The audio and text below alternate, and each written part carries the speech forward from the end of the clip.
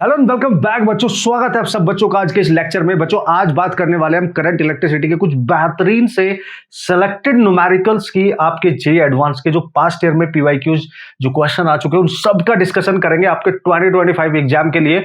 और देखो यार, जो लास्ट ईयर क्वेश्चन आया था ना, मतलब आपका इस चैप्टर से, वो बिल्कुल उसी सेम कॉन्सेप्ट डिपेंडेंट था जो one of the toughest exam जो 2016 में हुआ था भाई, जेईई एडवांस का, उसमें पूछा गया था, राइट। तो देखो ये कमाल की चीज होती है कि अगर आप अपने पास्ट ईयर के बहुत पुराने से पुराने क्वेश्चन को सेलेक्ट करके ढूंढ के अच्छे से प्रैक्टिस करके जाओगे ना, और सम सिलेक्टेड टॉपिक, सम सिलेक्टेड चैप्टर्स, राइट, तब भी एक अच्छा स्कोर आप कर सकते हैं, बहुत बेटर स्कोर। सारी स्ट्रेटजी मैंने आपको बता दी है, ठीक है। तो सबसे जो पहला जो क्वेश्चन है आपका, यही हम करने वाले हैं जो 2024 में आया था, और कुछ और बेहतरीन से PYQs for your IIT exam जो हमने सेलेक्ट करे उन सबको बेहतरीन तरीके से अप्लाई करेंगे कॉन्सेप्ट। और यार जब मैं उसको देख रहा था तो देखो ये बिल्कुल बहुत क्लियर है कि पेपर किसी भी साल का आप उठा के देख लो, आप 2016 का टफेस्ट पेपर देख लो, चाहे कोई भी, उसमें कुछ क्वेश्चन ऐसे थे, ठीक है। इवन करंट इलेक्ट्रिसिटी से, इवन जो और चैप्टर है उनसे भी डिफिकल्ट भी थे, बहुत डिफिकल्ट थे, बहुत आसान भी थे कुछ क्वेश्चन। मतलब पेपर इस तरीके से था कि अगर बच्चे ने बहुत अच्छे तरीके से प्रैक्टिस की है उस लेवल पे जाके, फिर भी वो क्वेश्चन सॉल्व कर पाएगा। कुछ क्वेश्चन उसके हक के लिए वहां होते हैं, वो क्वेश्चन आपको ढूंढने हैं, वो सॉल्व करने हैं, उनके टेक्निक आपको पता होनी चाहिए, उनके अप्रोच, उनके मैथड, सब कुछ आपको पता होने चाहिए, ठीक है। So this is the amazing thing कि पेपर हर तरीके से आपको बैलेंस तरीके से देखना है कि नहीं, मुझे वही क्वेश्चन करने हैं जो मेरे लिए बने हैं, मुझे उनको ढूंढना पड़ेगा, और छुपे हुए होते हैं उनको ढूंढना पड़ेगा आपको, ठीक है। तो here we go, this is the first question guys, ठीक है, जो लास्ट ईयर पूछा गया था। ये कंसेप्ट बहुत शानदार है, दैट्स व्हाई क्वेश्चन हमने लेना है, क्योंकि इस पे डिपेंडेंट क्वेश्चन बहुत बार पूछे गए हैं, ठीक है। तो आपने इस कंसेप्ट में इस क्वेश्चन को तो करेंगे, लेकिन इसमें इन्वॉल्व होने वाले कंसेप्ट को बहुत अंडरस्टैंड करना है, उसके अप्रोच को अंडरस्टैंड करना है। और एक क्वेश्चन इसी तरीके का मैं आपके लिए छोड़ दूंगा, उसको आप प्रैक्टिस करेंगे और जरूर करेंगे, बहुत इंपॉर्टेंट है, ठीक है। तो वेरी वेरी इंपॉर्टेंट कि सबसे पहले यहाँ सर्किट मैंने 3 पार्ट में इसलिए डिवाइड कर दिया भाई, जिससे मैं सारी कैलकुलेशन एक साथ करूं और आपको अंडरस्टैंडिंग में हेल्प मिलेगी। तो भाई सर्किट को समझना बहुत ज्यादा जरूरी है बच्चों। देखो इस तरीके की सिचुएशन है, तो देखने में बिल्कुल आपको जाना पहचाना सर्किट लगेगा एकदम, इसमें कोई शक नहीं है। यहाँ पे एक की लगी हुई है, उसके बाद एक ब्रांच है, उसमें एक कैपेसिटर, और कैपेसिटर आते ही थोड़ा सा यहाँ पे सिचुएशन चेंज होने लगती है बच्चों के माइंड में कि कैपेसिटर आ गया भाई, ठीक है। तो सी दे रखी है 2 माइक्रोफैरेड, ठीक है, this is 2 microfarad, right, and this is 3 ohm, and ये बैटरी है 5 वोल्ट और ये 1 ओम है, and this the battery is 15 volt, और ये I think that is R, this is the extension, this is your key. अब question को understand कर लो, उसको पढ़ लो, उसको रीड कर लो, तभी मजा आएगा। सर्किट है, बिल्कुल है। कैपेसिटर इनिशियली अनचार्ज्ड है, कैपेसिटर में कोई चार्ज इनिशियली नहीं है, इस बात का आप ख्याल रखेंगे। And the key is open, और की ओपन कंडीशन में, मतलब अगर की इनिशियली क्लोज नहीं है, ओपन कंडीशन में है, तो ये वाली जो ब्रांच है इस रिमेनिंग सर्किट से बिल्कुल अलग है। एक मिनट, इसमें एक रेजिस्टेंस और है भाई लोग, ये आपकी 5 वोल्ट बैटरी है, लेकिन यहां पे एक रेजिस्टेंस और है भाई, ठीक है। तो this is the additional resistance here, that is 3 ओम, और इसमें करंट को उसने रिप्रेजेंट किया है I1 से, ये जरूर याद रखना यार, है ना, ब्लेंडर हो गया था। तो चलो सर ठीक है। अब उसने बोला in this condition the current 1 ampere flow through the 1 ohm resistance. उसने बोला जब ये की ओपन है ना, और एक कैपेसिटर वाली जो ब्रांच है इस सर्किट से बिल्कुल अलग हो चुकी है, तो उस कंडीशन में जो 1 ओम रेजिस्टेंस है, यानी ये जो इस बैटरी के साथ 1 ओम का रेजिस्टेंस चाहिए, इसमें कोई करंट है 1 एम्पियर की फ्लो कर रही है ओपन कंडीशन में, जब की ओपन है। तो मैं मान लेता हूं कि करंट इधर से ऐसे जा रही होगी, दैट इज 1 एम्पियर, ठीक है भाई, कूल। इसमें करंट ऑलरेडी दे रखी है इस कंडीशन में, उसने बोला है अपने आप, ठीक है। अब बोल रहा था key is closed at t equal to t not, and after some time key को क्लोज किया जाता है, वो टाइम है t नॉट, ठीक है भाई।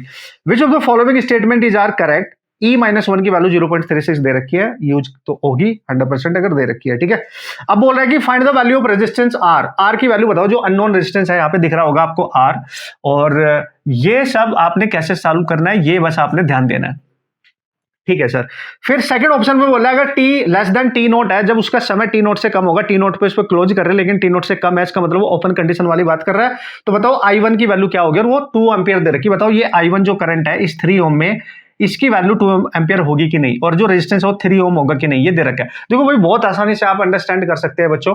अगर आप ध्यान से देखें ना, अगर इस वाली ब्रांच में जो 5 वोल्ट की बैटरी ये लगी हुई है यहाँ पे 5 वोल्ट की, इसमें करंट ऑलरेडी उसने दे दिया, तो उसकी हेल्प से हम इसका पोटेंशियल डिफरेंस निकाल सकते हैं इन दो पॉइंट के बीच। लेट्स सी ये पॉइंट ए है, लेट्स सी ये पॉइंट बी है। क्यों? इससे हेल्प क्या होगी हमारे को, I1 भी आ जाएगा इधर, R भी क्यों आ जाएगा भाई, क्योंकि देखो इस तीनों की तीनों ब्रांच पैरेलल में है, तो इनका पोटेंशियल डिफरेंस सबका सेम होगा, तो इसकी हेल्प से ये पोटेंशियल डिफरेंस निकाल लो। मैंने मान लिया कि करंट, उसने बताया नहीं कि ए से बी जा रही है, बी से इधर, मैंने मान लिया कि ए से बी जा रही है इधर को, है ना, लेफ्ट राइट टू लेफ्ट जा रही है, ठीक है। तो हम ए से स्टार्ट करेंगे, केवीएल यूज करेंगे VA, और इधर को ही जाएंगे तो -IR, तो -IR, और प्लस से माइनस जाओगे तो माइनस का 5 और इक्वल टू VB। तो बच्चों आप देख सकते हो यहाँ पे VA माइनस VB आपके पास बन गया 6 वोल्ट। यानी एक चीज तो क्लियर होगी कि इन तीनों ब्रांच के अक्रॉस इसके भी 6 वोल्ट का वोल्टेज है, और यहां से यहां तक भी 6 वोल्ट का वोल्टेज है। अगर ऐसा है तो इन दो एंड के बीच में भी अगर 6 वोल्ट है, तो यहां पे जो पोटेंशियल ड्रॉप हो रहा है 3I हो रहा है। तो देखो इस ब्रांच को देख लो, यहां पे 3 इंटू I1 इक्वल टू आ जाएगा 6 वोल्ट, क्योंकि ये भी इसके पैरेलल में ही है। तो I1 जो आ गया यहां से 2 एम्पियर आएगा, बिल्कुल करेक्ट आ गया ना बॉस। टेंशन नहीं लेने का, आराम से देखते रहने का। पार्शियल मार्किंग वाले क्वेश्चन है, छोड़ने का नहीं है। जरूरी नहीं आपसे पूरा क्वेश्चन हो जाएगा, लेकिन कुछ ऑप्शन तो आप करेक्ट कर ही लोगे, वहीं से वैसे ही आपने मार्क्स को कलेक्ट करना है। This is the smartness in JEE advance exam, कि एक एक मार्क्स की इंपॉर्टेंस है, उसको आपके कलेक्ट करते हुए आगे बढ़ना है, और बिल्कुल एक्यूरेसी पे ध्यान देना है, जो आपसे हो जाए, ठीक है। चलो भाई I1 आ गई, लेकिन सर R नहीं आया। पहले ऑप्शन में तो R है, तो भाई पहले I1 आने दो ना। देखो यहां से अगर इस वाली में जो करंट है 1 एम्पियर, वो यहां तक पहुंचेगी, इसकी जो करंट है नीचे जाएगी नहीं, क्योंकि की ओपन है इस समय, तो इधर से जाएगी, दैट इज 2 एम्पियर। तो यहाँ जंक्शन पे दो करंट अप्रोच कर रही है, तो ऐड होगी, ऊपर जाएंगे, दैट इज 3 एम्पियर। तो पक्का इसमें कितनी करंट जा रही है, 3 एम्पियर। और इसके इन दोनों टर्मिनल के अक्रॉस भी पोटेंशियल डिफरेंस कितना है, अगर मैं ये B यहां पे भी मान लूं और यहां पे भी मान लूं, तो वो तो 6 ही रहेगा। तो इसके करंट भी पता है, पोटेंशियल ड्रॉप भी पता है एंड के अक्रॉस, तो ये रेजिस्टेंस भी आ जाएगा। तो इसमें भी केवीएल यूज करो। देखो B से स्टार्ट करो और A की तरफ जाओ, तो B से स्टार्ट करोगे तो मैं लिखूंगा VB, और बैटरी मिल रही है माइनस से प्लस जा रहे हो, तो +15 लेना होता है, ठीक है। -IR, क्योंकि करंट के डायरेक्शन में R में एंटर कर रहे हो, तो I है 3 इंटू रेजिस्टेंस R और इक्वल टू VA। और हमें वैल्यू किसकी पता है, VA माइनस VB। तो भाई लोग देख लो, VA माइनस VB, यानी VB को उधर लेके जाओ तो 15 माइनस 3R, तो यहाँ VA माइनस VB जब उधर जाएगा और उसकी वैल्यू है 6, ठीक है सर। इसको इधर लेके जाओ, इसको इधर लेके आओ, तो देखो बच्चों 3R आ गया, 15 माइनस 6, दैट इज 9, ठीक है। तो यहाँ पे R आपको दिख रहा है 3 ओम, तो पक्का परफेक्ट हो गया है, तो कि पहला ऑप्शन करेक्ट हो चुका है भाई इस कंडीशन में, ठीक है, कि R की वैल्यू कितनी होगी 3 ओम, और जो इसमें I1 करंट थी वो कितनी आई 2 एम्पियर। परफेक्ट परफेक्ट परफेक्ट, यानी भाई दो ऑप्शन आपने करेक्ट कर दिए, तो 2 नंबर आपके बिल्कुल पक्के हो चुके हैं। और ये बिल्कुल यहाँ तक बेसिक था, इसमें कोई बड़ी वाली बात नहीं थी। आपको जितने भी बेसिक आते हैं सारे अप्लाई कर दो, आपका क्वेश्चन बन जाएगा। अब कहानी में ट्विस्ट कहाँ पे आता है, थर्ड ऑप्शन पे चलो। अब थर्ड ऑप्शन में बोले, देखो यहाँ पे ए आपका कंप्लीट हो गया, ये रहा ए वाला पार्ट, ठीक है, और ये वाला पहले ही हो गया था, दैट इज बी वाला पार्ट। अब सी वाले पार्ट में आता है, वो बोलता है एट की इफ, यस एट, वो बोलता है अगर टी की वैल्यू टी नॉट से थोड़ी ज्यादा हो, टी नॉट पे तो की को क्लोज किया गया, कितनी ज्यादा हो 7.2 माइक्रो सेकेंड, इतने समय, ये है वो टाइम, ठीक है, इतना एक्स्ट्रा टाइम, तो वहां बताओ करंट कितनी होगी। इसका मतलब समझ लो, जैसे की क्लोज करेगा वहां नहीं पूछ रहा है, या की क्लोज करने के बाद आफ्टर लॉन्ग टाइम, यानी स्टडी स्टेट की बात नहीं कर रहा है, इन्फिनिटी टाइम की बात नहीं कर रहा है, उनके बीच ट्रांजिएंट स्टेट की बात कर रहा है, इंस्टेंटेनियस टाइम की बात कर रहा है। वो टाइम कितना है, ये रहा। और आपको पता है भाई, वो बोलता है कि जब ऐसा हो जाएगा, मतलब की को क्लोज करने के बाद, आफ्टर क्लोजिंग, है ना, इसको आप ऐसे समझ सकते हो, आफ्टर क्लोजिंग क्या की फाइंड करंट, समझना, करंट इन कैपेसिटर, ठीक है, किस समय पे, अगर देखा जाए, ये तो बता रहा है कि टी नोट पे क्लोज की तो उससे एक्स्ट्रा, यानी 7.2 माइक्रो सेकंड लेना है भाई इस समय पे। और जब किसी पर्टिकुलर समय पे करंट पूछी जाए और आरसी सर्किट हो, तो देखो इसमें कैपेसिटर में पूछ रहे हो, कैपेसिटर के साथ एक रेजिस्टेंस, तो आरसी सर्किट है, तो इन आरसी सर्किट, याद करो करंट का फॉर्मूला क्या होता है अगर करंट लिखनी है, that is I not peak value, यानी मैक्सिमम वैल्यू e की power minus T by tau, this is the exponential function, right. Charge होता है तो चार्ज को आप लिखते ग्रोथ के केस में, क्योंकि ऑब्वियसली ग्रोथ हो रही है, दैट इज 1 माइनस ई की माइनस टी बाई टाउ, ठीक है।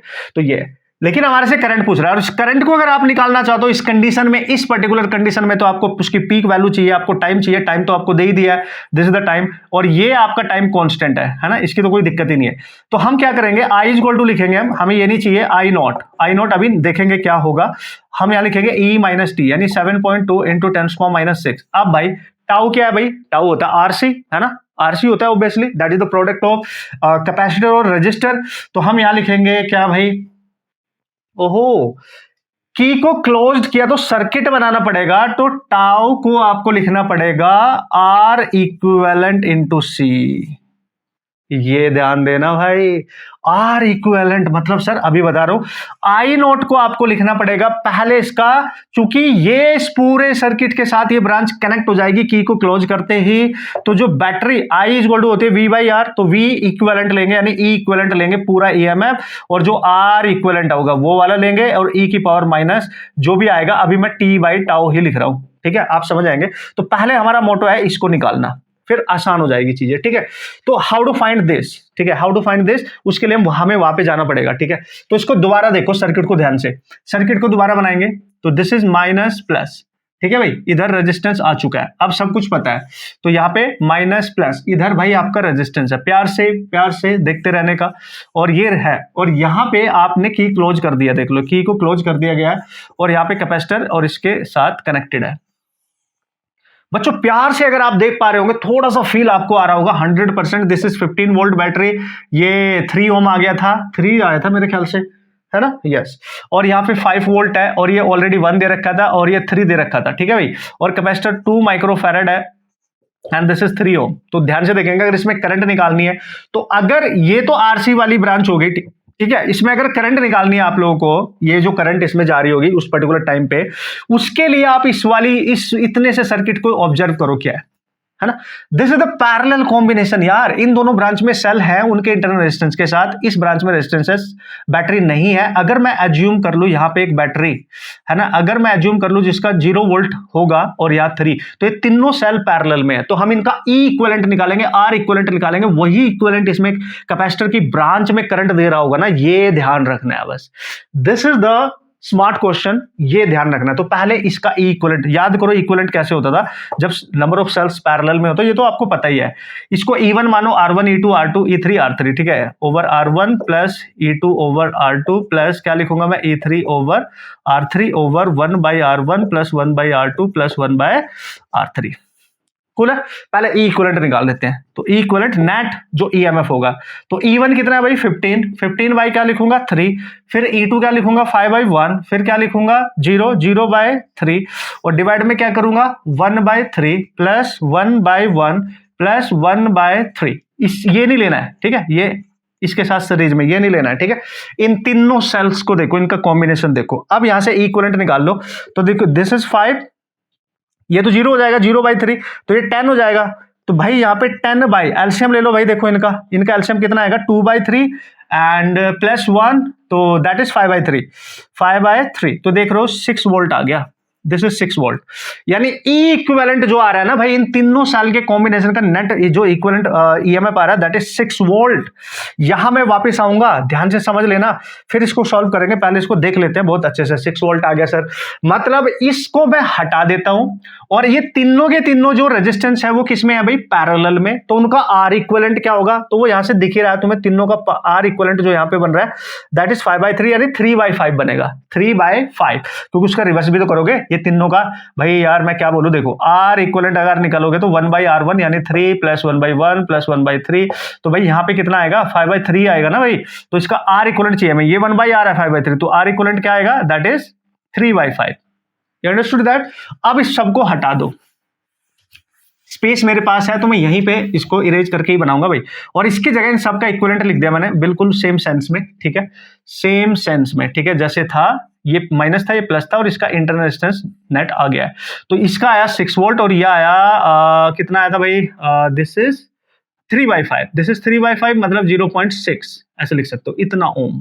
अब आप ध्यान से देखो, ये बैटरी इसको भी करंट सप्लाई कर रही है और इस ब्रांच को भी, तो this and this are in series, तो यहां से निकलने वाली करंट ही तो इसमें जा रही है, आप समझो बात को, यही समझना है बस आपने, ठीक है भाई, यही समझना है बच्चों आपने। Very very important situation is that कि यही अंडरस्टैंड करना है।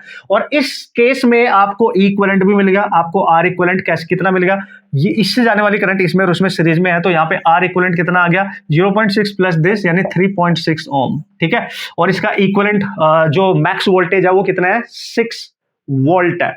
तो देख भाई यहाँ पे पुट करो और टाउ निकल जाएगा, अब टाउ भी निकाल दो भाई। टाउ कैसे निकालोगे भाई, आरसी से, आरसी यानी सी यही है, लेकिन आर का आर इक्विवेलेंट कितना है 3.6 यानी सी है 2 इंटू 10⁻⁻6 इंटू 3.6।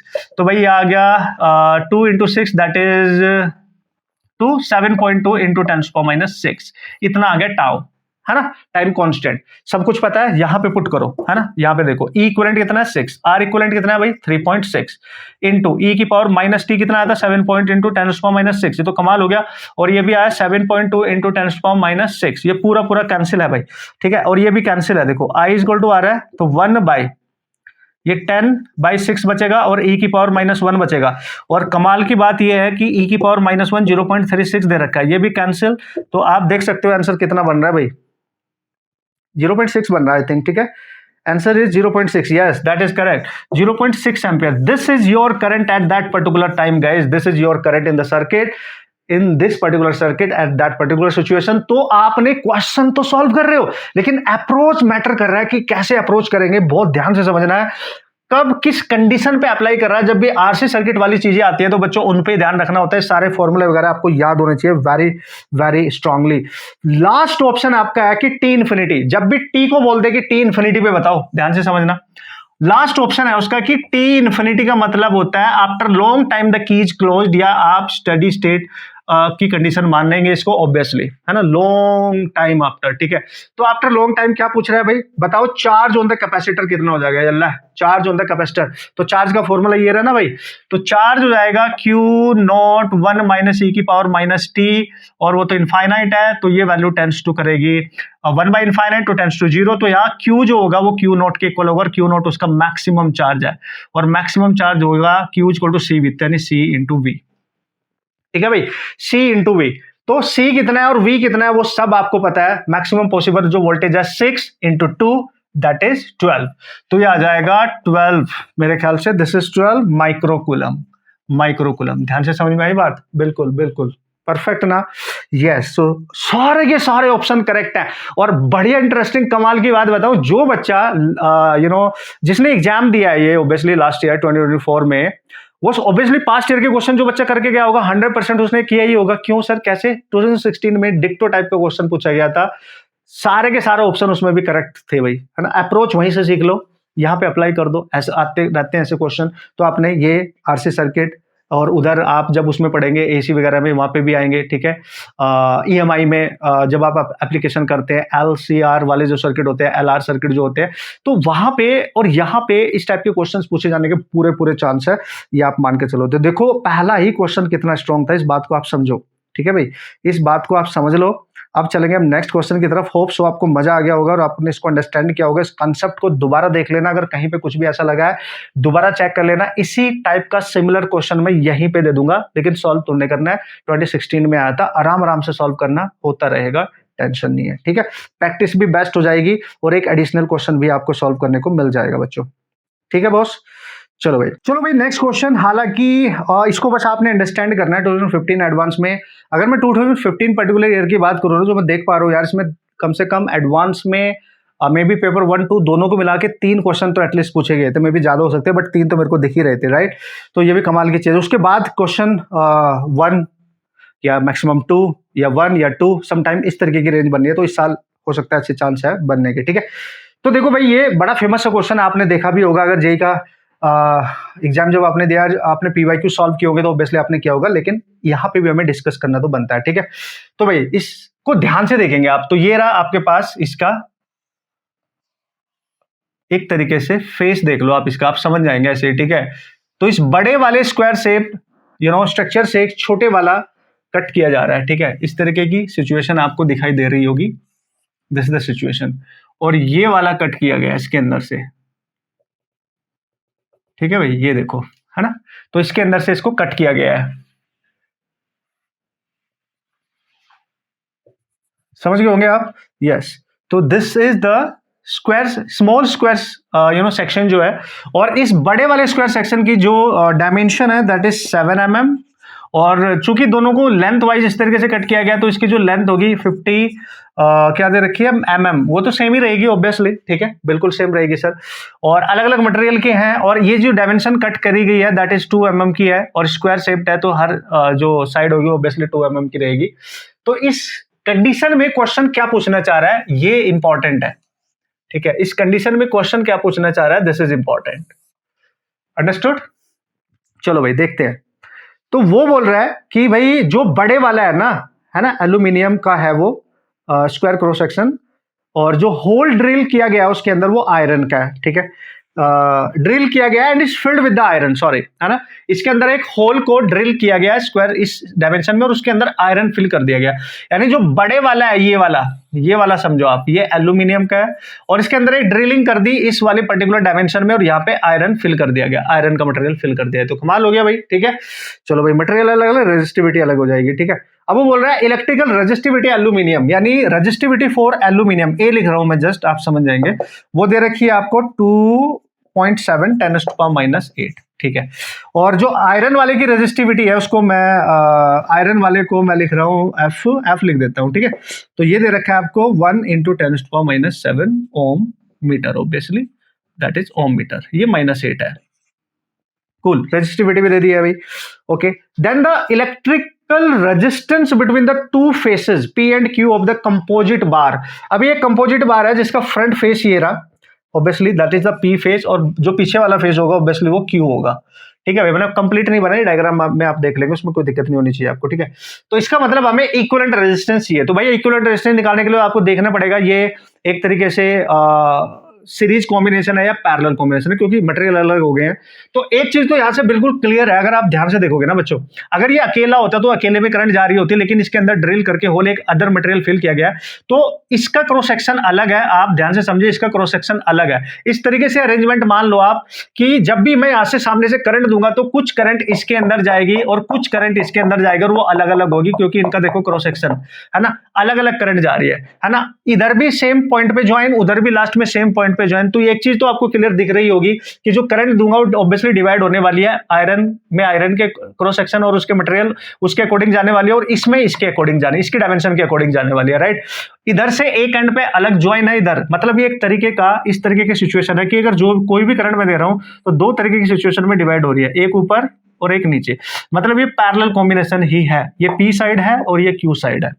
इतनी बात समझ में आ गई होगी। अगर मैं मान लूं अंदर वाला ये आयरन का रेजिस्टेंस यहां पे ले लेता हूं, और ये बाहर वाला ये एल्यूमिनियम का रेजिस्टेंस ले लेता हूं, तो ये दोनों पैरेलल है। और पैरेलल में क्या होता है, R1 R2 over R1 plus R2। पहले हमें इनका इंडिविजुअल रेजिस्टेंस निकालना पड़ेगा। तो इनका इंडिविजुअल, पहले आयरन वाले का क्या होगा, rho of iron, L same है सबका, और एरिया ऑफ आयरन, ठीक है, यहां से निकालेंगे। वैसे इसका भी निकाल लेते हैं, rho of aluminium into length तो सेम ही है, एंड एरिया ऑफ एल्यूमिनियम। कुछ बात जा रही है दिमाग में, अब देखो भाई ध्यान से। तो सबसे पहले रो ऑफ आयरन निकाल लेते हैं, तो क्या आएगा, रेजिस्टेंस, ठीक है। तो ये आएगा 10⁻⁷, लेंथ है 50 mm है तो -3 कर दो, डिवाइड में एरिया कितना होगा भाई, इसका एरिया कितना होगा, इस वाले का, इसका एरिया जो इसकी डायमेंशन है स्क्वायर है, ये हो रहा 2 mm का स्क्वायर, यानी 2 × 10⁻³ का स्क्वायर बनेगा। और अगर आप ध्यान से देखेंगे यहाँ माइनस, और ये 10 हो जाएगा और ये 9 बचेगा, क्योंकि एक जीरो यहाँ पे भी तो है, तो 5 × 10⁻⁹ बचेगा, और नीचे 4 हो जाएगा इंटू 10⁻⁶ हो जाएगा, ये कैंसिल कर दो आप। तो जो RF आ जाएगा बच्चों 5/4 × 10⁻³ आ रहा है, इतना ओम रेजिस्टेंस आ रहा है, चेक कर ले आप। दिस इज 5/4 ओम, 5/4 × 10⁻³ ओम इसका रेजिस्टेंस आ रहा है।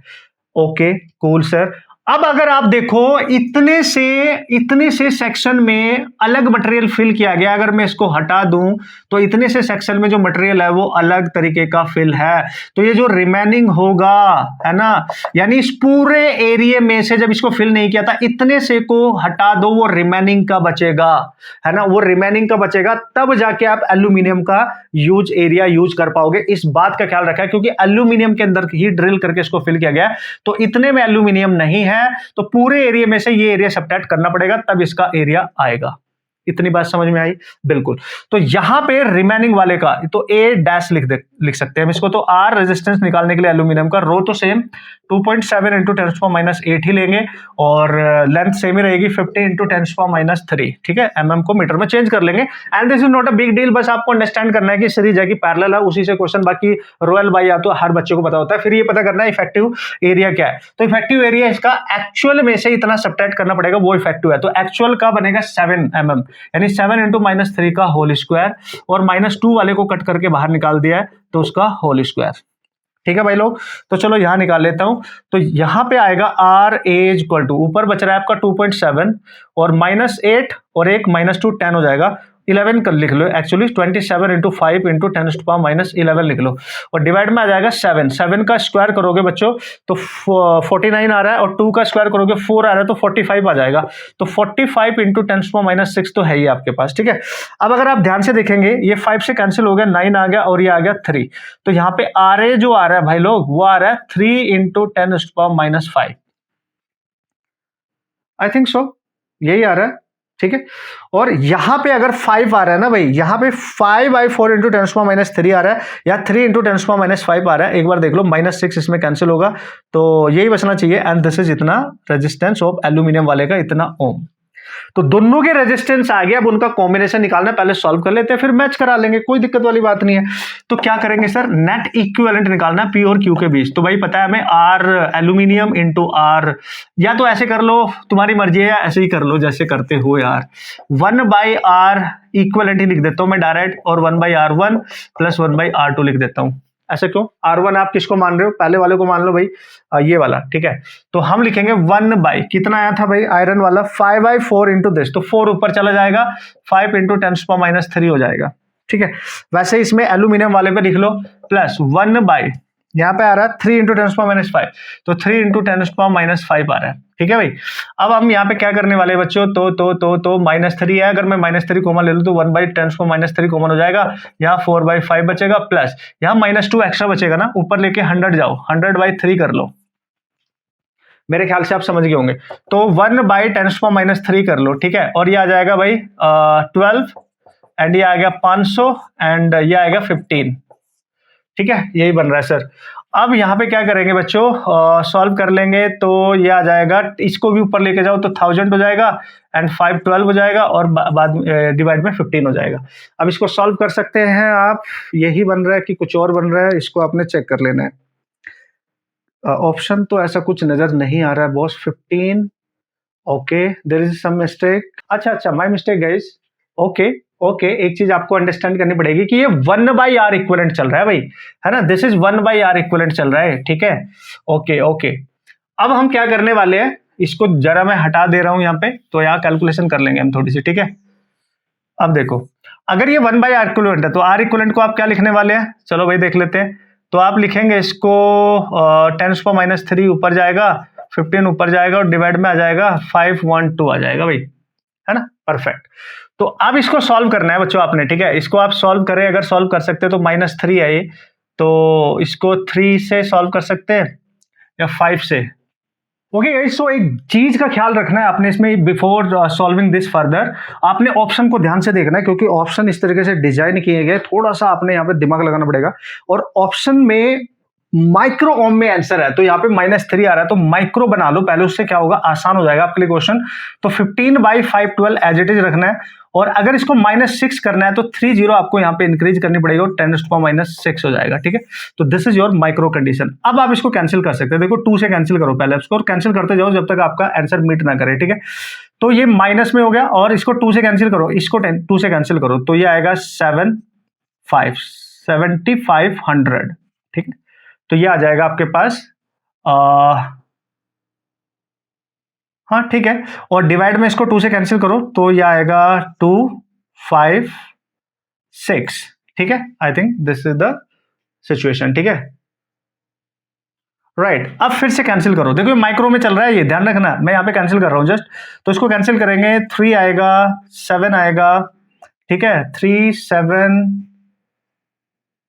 And 5 0 I think. ठीक है, और 2 1 2 और 8 फिर से कैंसिल करो, और कैंसिल हो सकता है, 2 से कैंसिल करो, 1 8 7 5 ये बन रहा है, और 6 4 यस ये बन रहा है। अब इससे अभी आगे कैंसिल, 2 से तो नहीं होगा, देख लो यहाँ 5 आ गया, 4 है, तो इतना माइक्रो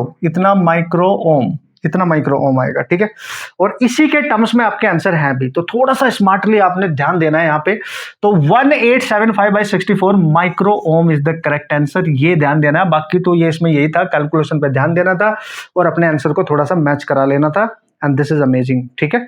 अब देखते हैं नेक्स्ट क्वेश्चन क्या था भाई, 2016 में है। मैंने आपको बोला कुछ क्वेश्चन बहुत बहुत बहुत डिफिकल्ट थे, कुछ क्वेश्चन आसान भी थे, कैसे थे, let's see next question. Okay बच्चों, नेक्स्ट क्वेश्चन को जल्दी से देख लेते हैं, हालांकि आप कर लेंगे, इसमें ज्यादा कोई ऐसी बड़ी बात नहीं है, बस थोड़ा सा ध्यान रखना क्या है, क्वेश्चन को पढ़ के अंडरस्टैंड कर लेना है, और होप सो ये बहुत इजी लेवल पे आपको पढ़ने वाला है। 2 batteries with 12 volt 13 volt are connected in the parallel, क्योंकि हम इसको इसलिए कर रहे हैं क्योंकि हमें ये पता होना चाहिए कि यार कितना भी डिफिकल्ट पेपर आएगा, कुछ क्वेश्चन आपको ढूंढने ही पड़ेंगे, वो आपसे हो जाएंगे, पेशेंस रखना है, कॉन्फिडेंस रखना है, ठीक है।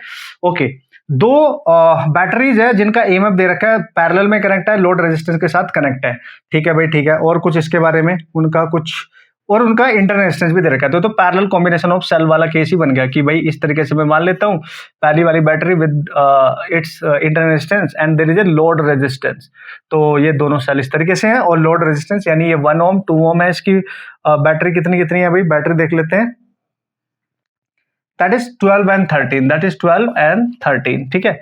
ये 13 वोल्ट की है, और ये 8 ओम है, ठीक है, 8 ohm, no 10 ohm, this is 10 ohm, right. आप पूछ रहे हैं भाई क्वेश्चन में इंटरनल रेजिस्टेंस वगैरह सब कुछ दे दिया है, क्वेश्चन में पूछ रहा है the voltage across the load resistance bit is lie between, ठीक है।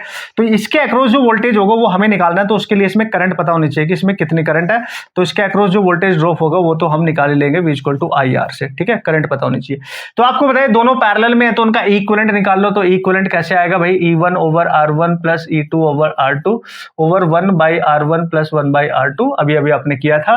तो E1 है 12/1 हो जाएगा, 13/2 हो जाएगा, और डिवाइड में 1/1 प्लस 1/2 हो जाएगा, ठीक है।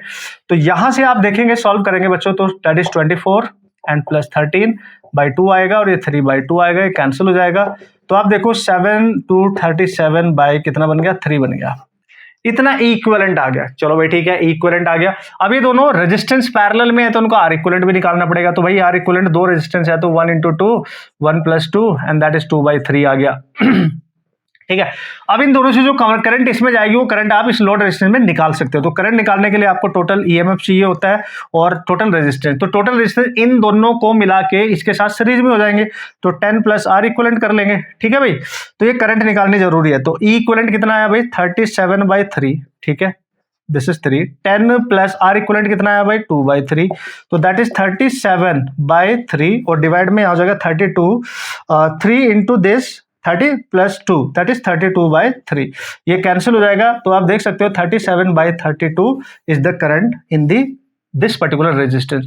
और अगर भाई इसमें करंट ही पता चल गई है ना, तो वोल्टेज तो आप निकाल ही लेंगे इसके अक्रॉस, तो दैट इज IR 37/32, कैंसिल कर सकते हो, कर लो, 5 16, तो V आ जाएगा 5 into 37/16, तो बच्चों ये 11.56 वोल्ट आ रहा है ना। इसको आप देखेंगे, सॉल्व करेंगे तो ये मिल जाएगा जो उसमें आंसर दे रखा है 11.56। तो उसने बोला किस रेंज में होगा, तो ऑब्वियसली किस रेंज में होगा, 11.56 है, तो 11.5 to 11 पॉइंट, इसको राउंड ऑफ करेंगे 6 आ जाएगा, तो इसी रेंज में लाई करेगा ऑब्वियसली, ठीक है। अगर आप मिनिमम देखेंगे 11.5 और मैक्स कि कहां तक जाएगा 6 राउंड ऑफ करके, तो 11.6, दिस इज द रेंज, उसने रेंज पूछा था भाई, ये ध्यान रख लेना, ठीक है। तो 11.5 से लेके 11.6 वोल्ट तक जाएगा, इस रेंज में लाई करेगा। 2016 का क्वेश्चन है, आपके सामने है, ठीक है। तो 16 में तहलका मची थी, अच्छे अच्छे क्वेश्चन आए थे, लेकिन कुछ इस तरीके से प्यारे से, क्यूट से, इजी से, और हिस्ट्री रही है आईआईटी की इस चैप्टर से कि ऐसे क्वेश्चन बहुत बार पूछे गए पैरेलल कॉम्बिनेशन वाले, ये आप मान के चले एंड खुशियां बनाए कि अगर ऐसे क्वेश्चन आएंगे तो आपने सॉल्व करने हैं, है ना, घबराना नहीं है, सॉल्व कर लेना है। Next question that is also amazing and important question, 2014 में पूछा गया था। डन। तो यार इतना भी डिफिकल्ट नहीं है ये क्वेश्चन भी जो 14 में आता, तो इससे पता चल रहा है किसी भी ईयर में देख लो आप, डिफिकल्ट क्वेश्चन के साथ थोड़े इजी क्वेश्चन भी देखने को मिलेंगे। बच्चों को चूज करना है, बस स्मार्टली काम करना है। उसने बोला galvanometer gives full scale deflection with this, एक गैल्वेनोमीटर है, ठीक है, एक हमारा गैल्वेनोमीटर है, उसका रेजिस्टेंस, ठीक है। अगर ये फुल स्केल डिफ्लेक्शन करंट है, मतलब इसमें जो करंट जा रही है फुल स्केल IG बोलते हैं उसको, 0.006 एम्पियर है, by connecting it to 4990 ohm resistance it can be converted into voltmeter. बच्चों अगर वोल्टमीटर में बनाना है तो जो रेजिस्टेंस हम कनेक्ट करते हैं उसके साथ सीरीज में कनेक्ट करते हैं, आपको समझ में आता होगा। और ये सीरीज का रेजिस्टेंस दे रखा है 4990 ओम, ठीक है, ठीक है। और इसकी जो रेंज हो जाएगी, पूरी रेंज होती है जो उसकी रीडिंग रेंज होगी पूरे वोल्टमीटर की, जो रीड करने वाला है 0 to 30 एंड 30 वोल्ट, इतनी रेंज है इसकी मैक्स 30 वोल्ट, ठीक है। तो भाई इसमें तो सब दे दिया, आईजी भी दे दी, आर भी दे दिया, रेंज भी दे दी, तो क्या चाहिए भाई इसको? अच्छा जी चाहिए इसको, गैल्वेनोमीटर रेजिस्टेंस नहीं पता है तो निकाल लेंगे ना भाई। तो ये जब भी जी के साथ ये रेजिस्टेंस सीरीज में कनेक्ट किया जाता है वोल्टमीटर की तरह काम करता है। तो आपको पता है जो आर रिक्वायर्ड होता है, इसका फॉर्मूला आपको पता है वी ओवर आई जी और माइनस जी। अगर फॉर्मूला याद ना रहे तो इसकी टोटल इसके अक्रॉस जो वोल्टेज है वो 30 वोल्ट है, तो दोनों सीरीज में है, तो 30 इक्वल टू इसके अक्रॉस वोल्टेज प्लस इसके अक्रॉस वोल्टेज, और V equal to I R से, और आई दोनों में सेम है, तो that is I G into G and plus I G into R से आप निकाल सकते हैं। हालांकि इसको आप डायरेक्ट याद रखेंगे। तो आर की वैल्यू कितने दे रखी है? That is 4990। V की वैल्यू कितनी है? 30। आई जी कितना है? आई जी को आप लिख सकते हैं 6 इंटू 10⁻³ और जी आपको निकालना है, ठीक है। Cool, super cool. तो भाई लोग यहाँ पे 4990 आ गया और इसको ऊपर लेके जाओ तो दैट इज 4 हो जाएगा, 2 बचेगा तो 0.5 हो जाएगा और 10⁴ हो जाएगा और माइनस जी मेरे ख्याल से। तो एक जीरो उसमें मल्टीप्लाई 5000 आ जाएगा ये, ठीक है। और 5000 माइनस दिस, तो जी की वैल्यू आप देख रहे हो 10 ओम आ रही है, चेक कर रहे हो, जी की वैल्यू 10। देखो ना भाई, ये पॉइंट हटाओगे यहाँ तो 5000 आएगा, इसको लेके जाओ उसको, ये 4990 तो 10 ही बचेगा ना भाई।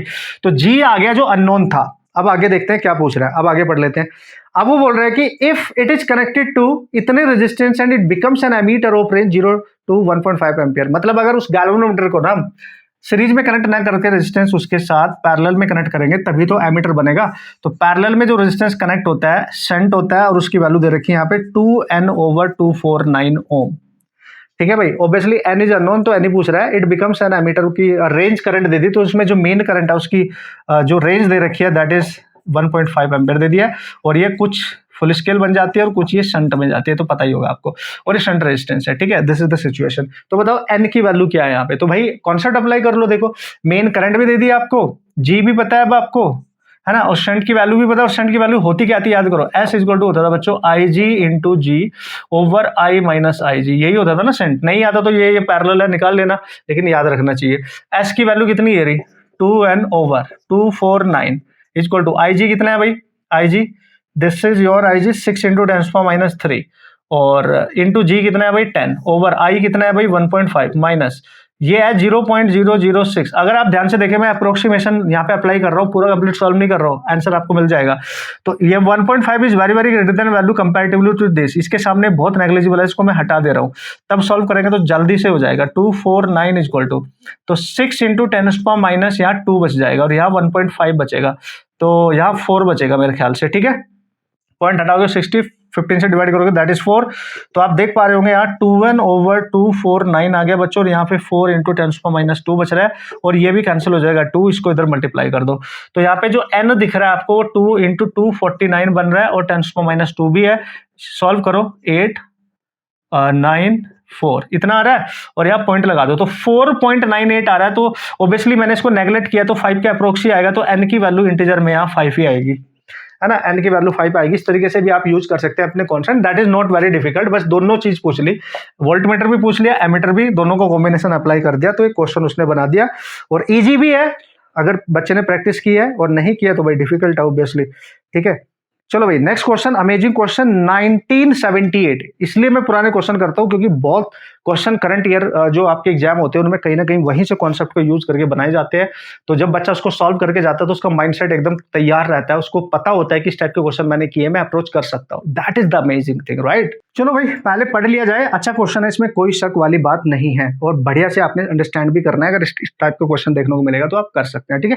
उसने बोला heater is design to operate with the power of 1000 watt, यानी उसका डिजाइंड वैल्यू दे रखी जो ऑपरेटिंग वैल्यू होती है ऑब्वियसली, जिसकी हेल्प से हम रेजिस्टेंस निकाल सकते हैं। चलो भाई पहले सर्किट बना लिया जाए तो तब मजा आएगा आपको क्वेश्चन को क्रैक करने में।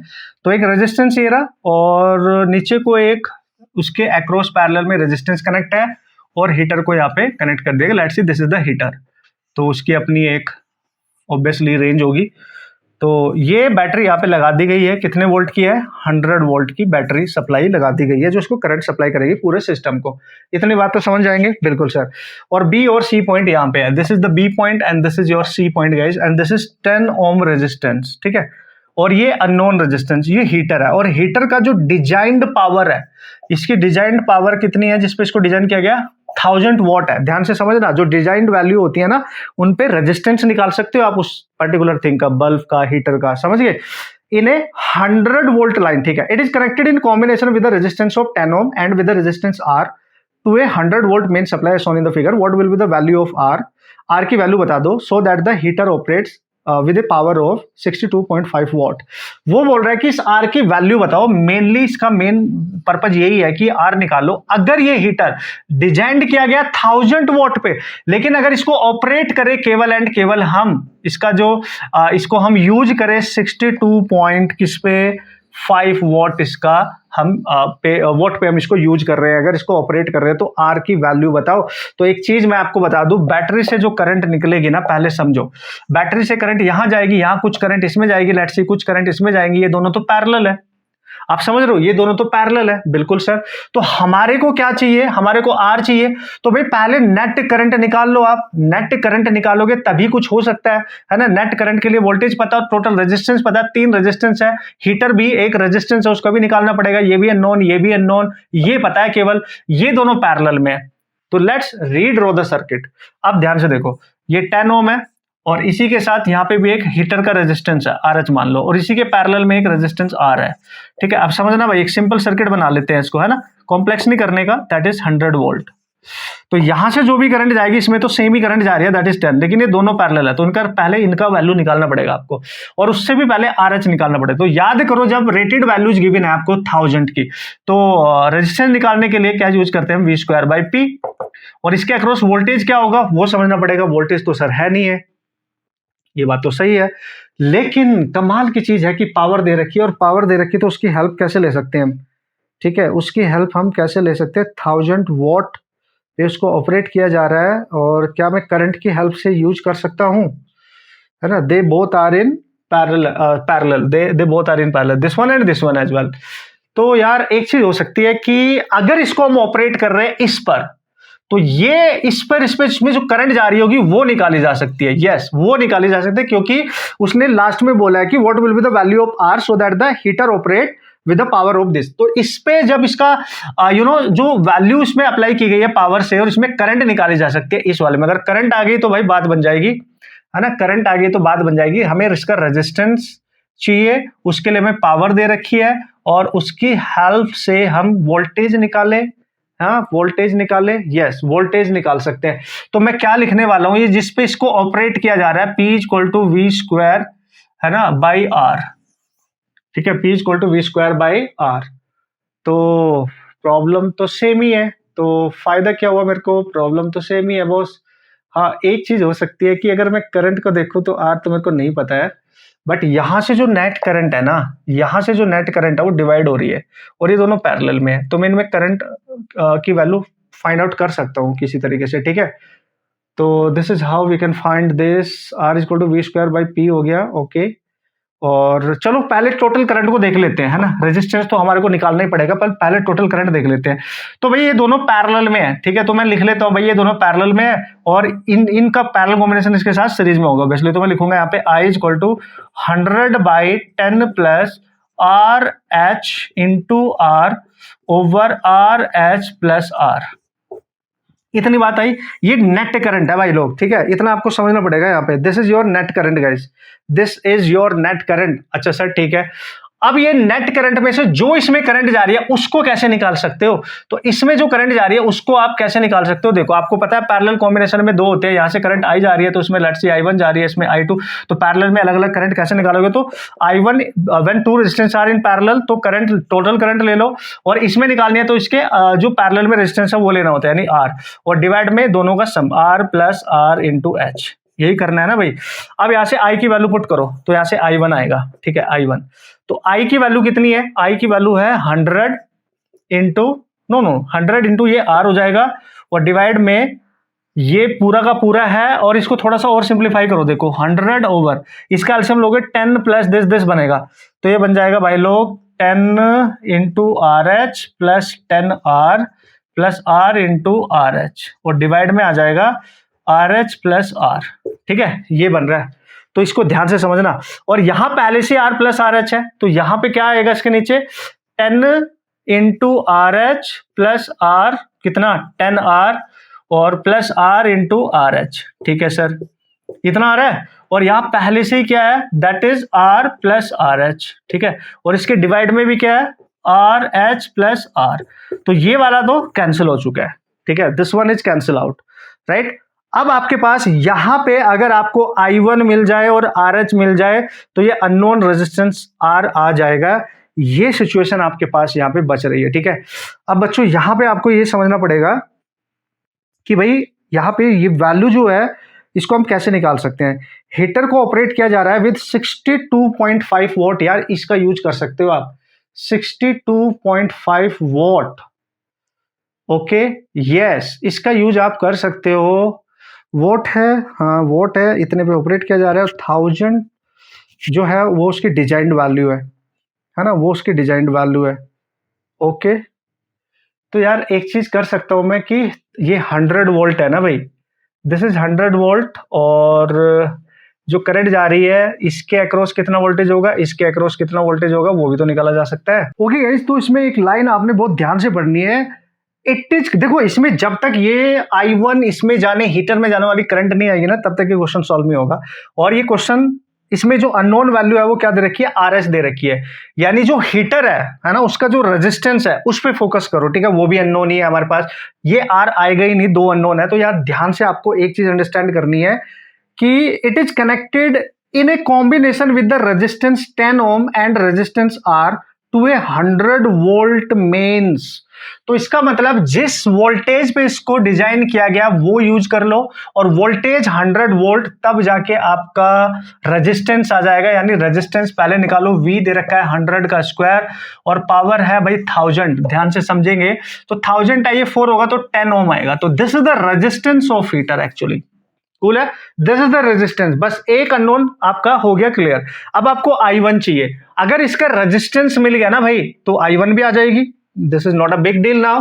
तो I1 इसमें कितनी होगी अगर इसका रेजिस्टेंस पता और किस वोल्टेज पे इसको ऑपरेट किया जा रहा है, दैट इज 62 पॉइंट। तो यहां से निकालो, देखो P इज इक्वल टू होगी I स्क्वायर R, तो इसमें जो करंट है वो I1, तो P कितनी लेनी है 62.5 और I1 स्क्वायर और R आ गया 10, तो I1 स्क्वायर जो आएगा भाई 625/10, 100 हो जाएगा नीचे, तो आप देखेंगे ये आ जाएगा 25/10 है ना, यानी 2.5 एम्पियर। 2.5 आ गया भाई, 2.5 चेक कर लेंगे आप, तो सब कुछ पता है। यहां पे वैल्यू पुट करके बस आपको सॉल्व करना है।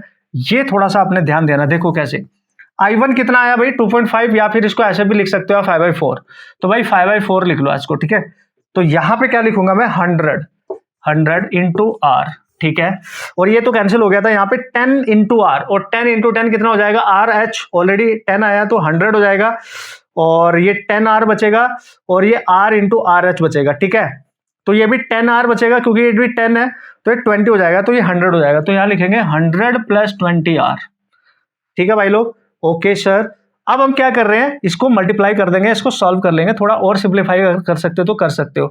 तो ये आ जाएगा भाई 20, ठीक है, इसका मल्टीप्लाई, तो ये आएगा 100 प्लस 20R, इधर हो जाएगा 80R। ठीक है, तो इसको इधर लेके जाओ और यहां बचेगा 100। ठीक है भाई, और दिस इज 480R 500, सॉरी ये कैंसिल हो गया, 100 आ गया, 20R आ गया, 10 इज 80R, और यहां बच जाएगा 80, that is 40R 60R, that is 60R। तो R की जो वैल्यू है एक बार आप चेक कर लेंगे, 10 इंटू RH कितना आया 10, ठीक है, तो 100 हो गया, और 10R ये हो गया यहाँ पे, और यहाँ पे R इंटू RH आया था, तो R तो अननोन है, RH आपका 10 है, तो 10 10 20R आ गया, राइट। तो ये बन गया आपका 100, ये 20R, यहां तक तो ठीक है। अब I1 की वैल्यू कितनी आई भाई लोग, ये आएगी 25/10, आई थिंक दिस इज 25/10। ठीक है, हाँ ठीक है, 25/10 और 5/2, 5/2, ओहो ये मिस्टेक की है, तो यहाँ पे 2 आना चाहिए, दिस इज योर 2। ठीक है, 5/2। तो अगर ये 2 आएगा तो यार 20 बचेगा, तो ये 40 हो जाएगा भाई लोग, ठीक है।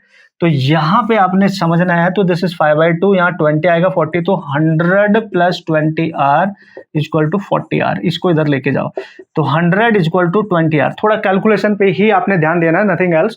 अब यहाँ से जब आप सॉल्व कर रहे हो तो r आपका आ रहा है 0.5, दिख रहा है आपको, 0 0 cancel, 5 ohm, this is your answer. 5 ohm is your answer, ठीक है। तो भाई लोग कैलकुलेशन पे बस ध्यान देना, बाकी क्वेश्चन आपका हो जाएगा। थोड़ा सा आपने प्रैक्टिस पे ध्यान देना है, क्वेश्चन आपका हो जाएगा। तो इस तरीके के जो क्वेश्चन है जो पुराने जमाने में पूछे गए थे भाई, वहीं से कॉन्सेप्ट को यूज कर लिया जाता है, डेटा का यूज कर लिया जाता है, और उसी के अकॉर्डिंग आपको क्वेश्चन सॉल्व करने को वहां पे मिल जाते हैं, और हमारा कॉन्फिडेंस बढ़ जाता है भाई, ठीक है। तो चलो देखते हैं नेक्स्ट क्वेश्चन किस तरीके से आप सॉल्व कर सकते हो मस्त तरीके से, और बढ़िया तरीके से उसको अंडरस्टैंड करते हो, ठीक है। And this is our last question guys, ठीक है। बाकी ये क्वेश्चन मैंने आपको आपके लिए दे दिया, जिससे कि आप क्वेश्चन को अंडरस्टैंड करके उसको सॉल्व कर सके, क्योंकि उसका कॉन्सेप्ट कहीं ना कहीं हमने डिस्कस कर लिया। ओके, चलो भाई, this is the last question 1996 में, that is important problem, no doubt. इस टाइप के क्वेश्चन आने के काफी चांस बने रहते हैं हमारे पास, ठीक है। इलेक्ट्रिकल सर्किट दे रखा है, calculate the potential difference across the resistor 400 ohm as will be measured by the voltmeter V of the resistance 400 ohm either by applying Kirchhoff's law or otherwise। कोई भी मेथड आप यूज कर सकते हो, इसने ही बोला है। तो देखो, अगर आप ध्यान से सर्किट को देखोगे ना, आपको फील आएगा इसको देखने में, ठीक है, कि इसने क्या डिजाइन करने की कोशिश करी है। तो basically here is the resistance and here is the resistance and here is the resistance, ठीक है सर। और एक रेजिस्टेंस यहाँ पे भी यूज किया गया है, ठीक है सर, और यहां से एक रेजिस्टेंस इस तरीके से यूज किया गया है, और इसके अक्रॉस वोल्टमीटर को यूज किया गया है। और ध्यान ये रखना है कि ये जो वोल्टेज है दैट इज 400, लेकिन जो वोल्टमीटर का रेजिस्टेंस है वो भी दे रखा है 400, वो भी काउंट होगा, ये ध्यान रखना है बस, ठीक है। कुल, अब यहां पे इसको इस तरीके से एक वायर के थ्रू कनेक्ट कर दिया गया है, something like that, and this is the battery 10 volt, और यहां से करंट जाएगी ऑब्वियसली, ठीक है भाई।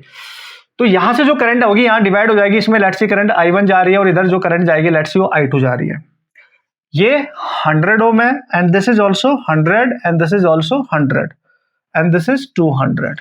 कूल, सुपर कूल भाई। अगर आप इसकी रीडिंग निकालना चाहते हो ना वोल्टेज की, तो उसमें कितनी करंट है भाई वो निकालनी पड़ेगी, फिर उसका ड्रॉप कितना हुआ वो इसकी रीडिंग होगी, ये आपको अंडरस्टैंड करना है। अब बच्चों, अगर आप थोड़ा सा ध्यान से देखो ना, यहाँ पे चूंकि ये वाली ब्रांच जिसमें वोल्ट है, ऑब्वियसली इसके साथ पैरेलल में इसका खुद का भी रेजिस्टेंस है, तो आपको देखना पड़ेगा ये दोनों के दोनों पैरेलल में है, तो पहले इनका इक्विवेलेंट निकाल लो कि क्या इक्विवेलेंट होगा। 400 × 400, तो 400 × 400 डिवाइड में दोनों का सम, यानी 800, यानी ये आ जाएगा 0 0 कैंसिल, 2 2 200 आ रहा है भाई, 200 आ रहा है, यस सर। अगर ये 200 आ रहा है, तो ओवरऑल अगर आप इस सर्किट को हटा दो थोड़ी देर के लिए, बाद में देखेंगे, है ना।